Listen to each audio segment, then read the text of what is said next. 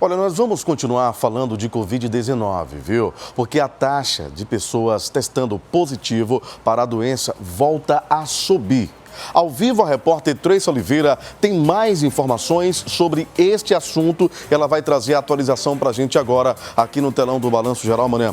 Oi, Tracy, infelizmente um cenário que a gente temia, embora o avanço positivo que se tinha até pouco tempo. Mas como que está então esta realidade do que possivelmente possa acontecer com as regras nesse cenário atual? Bom dia, a informação é sua, querida. Estou de volta. O aumento na taxa de positividade dos testes Covid-19 gera uma preocupação nas autoridades, principalmente porque outros estados estão também com os números aí mais altos relacionados aos casos de Covid. É sobre esse assunto que a gente conversa agora com o Osmar Cardoso, que é do Núcleo de Estudos em Saúde Pública da UFPE. Ele já está aqui ao meu lado. Bom dia, professor. Quais são as informações quando se fala em taxa de positividade? O que seria isso para o nosso telespectador de casa entender melhor? Bom dia. Bom dia.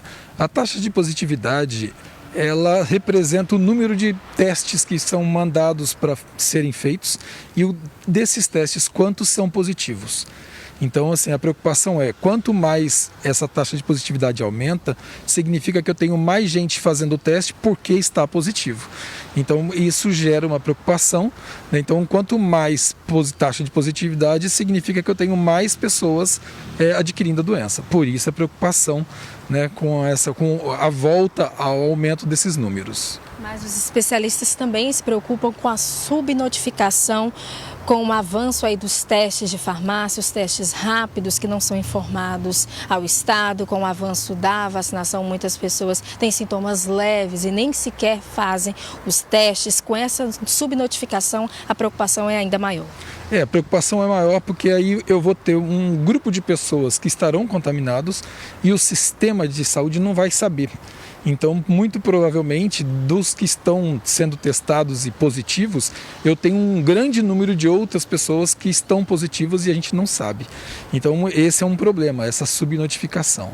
Então, isso gera uma necessidade ainda maior da gente poder perceber que a gente está num momento crítico, assim, caminhando para um momento crítico, que a gente precisa tomar algumas decisões. Então, seria isso mesmo, já que estamos chegando à segunda semana consecutiva com essa alta da taxa de positividade. O que seria melhor para esse momento enquanto especialista?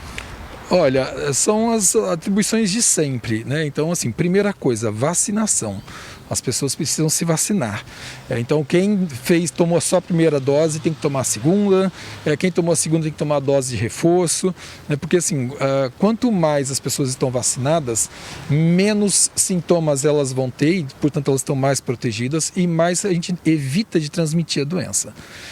E aí as outras coisas, é necessário usar máscara, né, e um pouco de distanciamento social. Infelizmente a gente precisa ter um pouco ainda de distanciamento e uso de álcool e sabão e lavar as mãos o tempo todo. A gente aguarda essa próxima reunião da Prefeitura com o Comitê de Operações Emergenciais com relação à retomada do uso de máscaras. É prudente as pessoas usarem máscara, tendo em vista esse cenário atual? Sim, é prudente. É muito importante, porque aí a gente corta a transmissão da doença. Então são duas coisas assim fundamentais.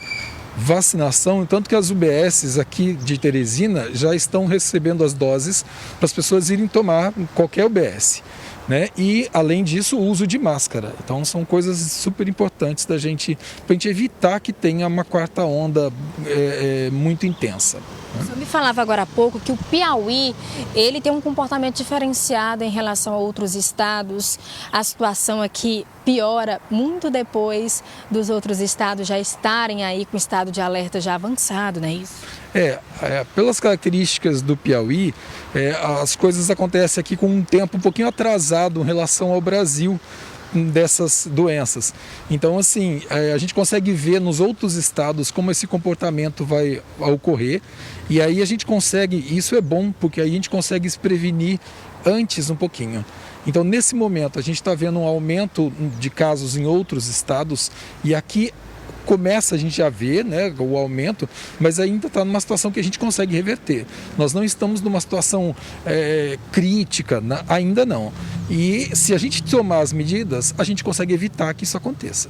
Vou abrir o espaço aqui para o senhor falar diretamente com o nosso telespectador. Muitas pessoas acham que com a vacinação não precisa mais de máscara. E o senhor me falava que é uma relação bem diferente aí entre vacinação e máscara. Na realidade, assim, a vacinação, ela evita que a gente tenha casos graves, que a gente adoeça gravemente ou morra. Agora, ela não evita que a gente tenha a doença. Então, por isso é importante a gente vacinar para evitar que a gente tenha um agravamento da doença, e a máscara protege que a gente pegue a doença.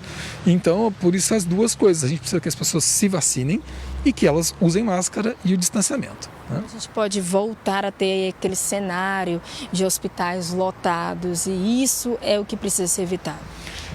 Não creio que haja cenários tão críticos, mas o que a gente tem visto dos outros estados é quem está sendo internado, as pessoas que não têm o esquema completo de vacinação.